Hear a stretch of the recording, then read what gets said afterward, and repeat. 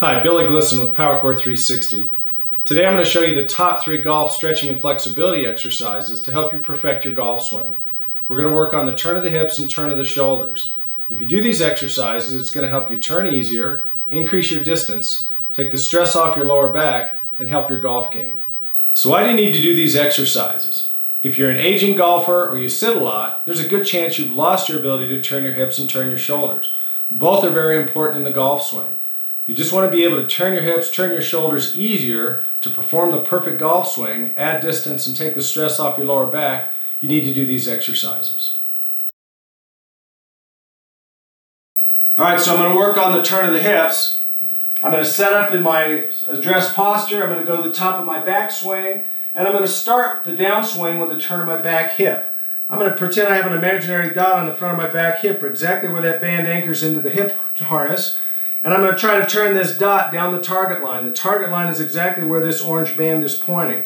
When I get there, I'm going to hold this 5 to 20 seconds and just breathe. The band is actually pulling and turning my hips through and actually giving me a really nice stretch on the outside of my left hip. That's the first repetition. I'm going to do one more. Set up over a stable base, go back to the top of my backswing, start the downswing, turn that hip down the line. Stand in a good postural position, hold it 5 to 20 seconds while I'm breathing. I'm not forcing it.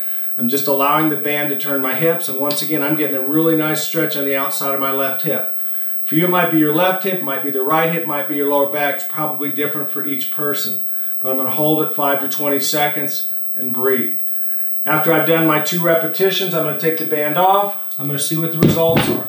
I'm going to go right back into my golf swing, go to the top of my backswing, go down, take that imaginary dot down the target line, and already after doing 2 reps, the assistance in pulling the turn of the hips with the bands has allowed me to get my hip better down the line. I feel a lot less tightness around my outside of my hip. I can just stand here and hold it another 5 to 20 seconds and breathe. Long term, if I continue to do these exercises 2 or 3 times per week, or even prior to a round, my hips are going to open up. The flexibility is going to improve. It's going to get easier for me to perform the golf swing, get my lower body through all the way through the golf ball, be able to square up the club head, hit the ball consistently further, and take the stress off my lower back because now my hips are turning instead of my low back trying to turn. I want the turn to come from my hips and from my thoracic spine or the upper part of my spine.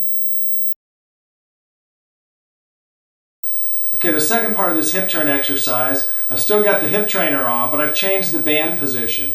I now have it hooked to my front hip and directly behind me down the target line to my right. In the first hip turn exercise, I had it hooked to my back hip and the pull of the band was helping my hips get through.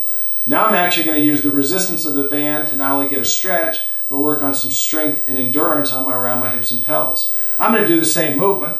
I'm going to go through my backswing, top of my backswing. I'm going to start my downswing, taking that imaginary dot on the front of my hip, down the target line. I'm going to get to my finished position and I'm going to hold that 5 to 10 seconds. As I'm doing this once again, not only am I getting a nice stretch on the outside of the front hip, but I'm actually using a lot of the leg muscles behind my legs and my hips and butt and core to hold this position. And in fact, if I relax, it's just going to pull me off balance. So I'm really having to engage and build a lot of strength and endurance in the muscles specific to the golf swing to get my lower body through hips and pelvis down the line.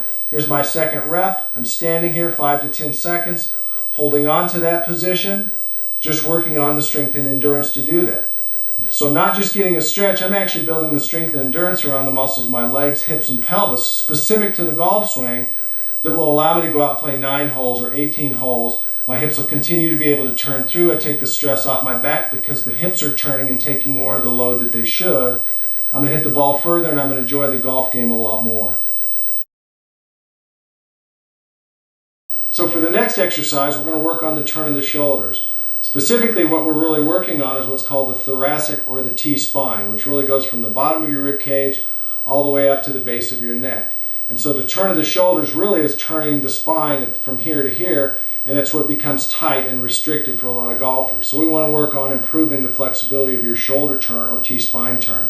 I'm going to use a PowerCore 360 torso harness, and I have a band now hooked on over to my right side. I'm going to go back and do the same exercise I worked on for the hip turn. I'm going to get in my golf posture. I'm going to go to the top of my backswing. When I get to the top of my backswing, what happens is I kind of get stuck here. The band is actually resisting the turn. I'm going to hold that position. I'm going to take a breath in through my nose, and I'm going to exhale and turn to my right. One more time. Take a deep breath in through my nose. Exhale. And already it just gave me probably another 10 or 15 degrees of ability to turn my shoulders to the right. Now I'm going to work on the golf swing. I'm going to start my downswing with a turn of the hips. Imaginary dot on the front of my hip down the target line.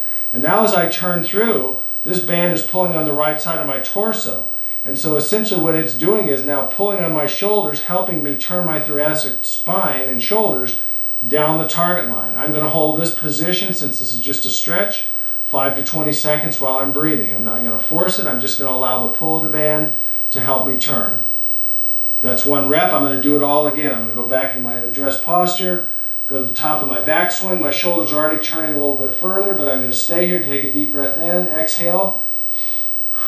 Turn my shoulders more to the right. One more time. Deep breath in. Turn my shoulders more to the right. Start the downswing with the lower body. Hips down the target line.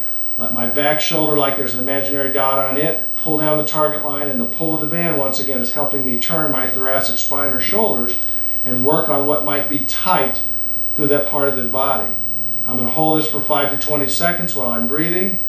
After 2 reps, so I've got less than a minute into that, we'll go back and see what happens.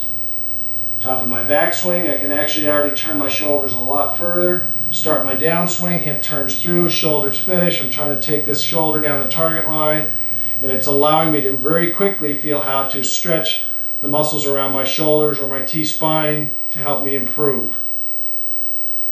So from the golf swing perspective, if I've improved my ability to turn my hips, take this imaginary dot on my back hip and turn it down the target line towards the camera in this case, it gives me the ability to consistently bring the club face down and square up the club face, square with the camera, by turning my hips down the target line. But if my hips are tight, I can't get my hips to square up the club face. My club face is open. I'm going to have to manipulate the club face more with my hands and arms. It's just not going to be as consistent. If you like this video, make sure you subscribe to our YouTube channel. Give us a thumbs up down below. And if you want to buy our products, go to powercore360.com.